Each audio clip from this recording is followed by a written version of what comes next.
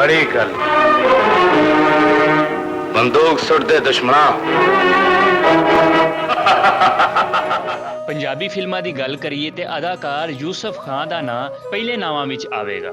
ਉਹਨਾਂ ਦਾ ਜਨਮ 10 ਅਗਸਤ 1929 ਨੂੰ ਫਿਰੋਜ਼ਪੁਰ 'ਚ ਹੋਇਆ। ਯੂਸਫ ਖਾਨ ਨੇ 50 ਦੇ ਦਹਾਕੇ ਵਿੱਚ ਫਿਲਮੀ ਦੁਨੀਆ ਦਾ ਰੁਖ ਕੀਤਾ, ਪਰ ਮੁਸਲਸਲ ਕੋਸ਼ਿਸ਼ਾਂ ਤੇ ਮਿਹਨਤ ਦੇ ਬਾਵਜੂਦ ਕਾਮਯਾਬੀ ਹਾਸਲ ਨਾ ਕਰ ਸਕੇ। ਨਿੱਕੇ ਮੋਟੇ ਕਿਰਦਾਰਾਂ ਤੋਂ ਗੱਲ ਸਾਈਡ ਹੀਰੋ ਤੀਕਰ ਤੇ ਆਪਣੀ, ਪਰ ਉਹ ਸੰਤੋਸ਼, ਸੁਧੀਰ, ਅਕਮਲ ਤੇ ਅਲਾਉਦੀਨ ਜੇ ਵੱਡੇ ਫਨਕਾਰਾਂ ਦੇ ਓਲੇ ਲੁਕੇ ਰਹੇ। 60 ਦੇ ਦਹਾਕੇ 'ਚ ਉਹਨਾਂ ਨੂੰ ਹੀਰੋ ਦੀ ਪਛਾਣ ਮਿਲੀ ਤੇ ਉਹਨਾਂ ਸਸੁਰਾਲ ਜਿਹੀਆਂ ਕਈ ਫਿਲਮਾਂ ਵਿੱਚ ਰੋਲ ਨਿਭਾਏ। ਲੈ ਓਏ ਸ਼ੇਰੋ, ਖੁਦਾ ਨੇ ਫਿਰ ਤੇਰੀ ਜਾਨ ਬਚਾ ਦਿੱਤੀ ਹੋ। 70 ਦਾ ਦਹਾਕਾ ਜਿਵੇਂ ਉਹਨਾਂ ਦੀ ਕਾਮਯਾਬੀ ਦੇ ਬੂਹੇ ਖੋਲਦਾ ਆਇਆ।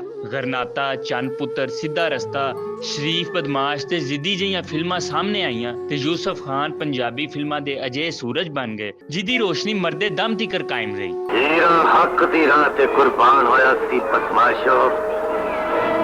ਤੁਸੀਂ ਕੁੱਤੇ ਵਾਂਗੂ ਸੜਕ ਕੇ ਮਰੋਗੇ।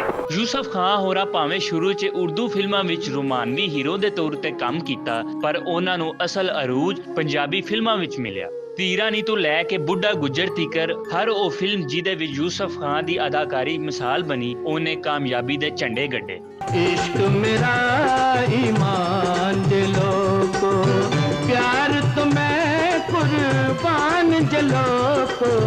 ਯੂਸਫ ਖਾਨ ਉਹ ਇਕੱਲੇ ਹੀਰੋ ਸਨ ਜਿਹੜੇ ਸੁਲਤਾਨ ਰਾਈ ਦੀ ਮੌਜੂਦਗੀ ਵਿੱਚ ਵੀ ਕਾਮਯਾਬੀ ਨਾਲ ਆਪਣਾ ਸਫ਼ਰ ਕਰਦੇ ਰਹੇ। ਉਹਨਾਂ ਨੂੰ ਸ਼ਾਨਦਾਰ ਅਦਾਕਾਰੀ ਭਾਰੋਂ ਪੰਜਾਬੀ ਸਿਨੇਮਾ ਦੇ ਉਹਨਾਂ ਫਨਕਾਰਾਂ ਦੇ ਖਾਤੇ ਵਿੱਚ ਲਿਖਿਆ ਜਾਂਦਾ ਹੈ ਜਿੱਥੇ ਸੰਤੋਸ਼, ਅਕਮਲ ਤੇ ਸੁਧੀਰ ਜੇ ਨਾਮ ਮੌਜੂਦ ਨੇ। ਯੂਸਫ ਖਾਨ ਹੋਰਾਂ ਸੁਲਤਾਨ ਰਾਈ ਵਾਂਗੂ ਇੱਕ ਤਰ੍ਹਾਂ ਦੇ ਕਿਰਦਾਰ ਨਹੀਂ ਨਿਭਾਏ, ਬਲਕਿ ਉਹਨਾਂ ਦਾ ਹਰ ਕਿਰਦਾਰ ਪਹਿਲੇ ਤੋਂ ਵੱਖਰਾ ਹੁੰਦਾ। ਓਏ ਬੇਖਬਰਿਆ, ਕਿਧਰੇ ਇਸ ਖੂਨ ਖਵਾਨ 'ਚ ਮੇਰਾ ਜੱਗਾ ਨਾ ਗਵਾ ਦੇਈਂ।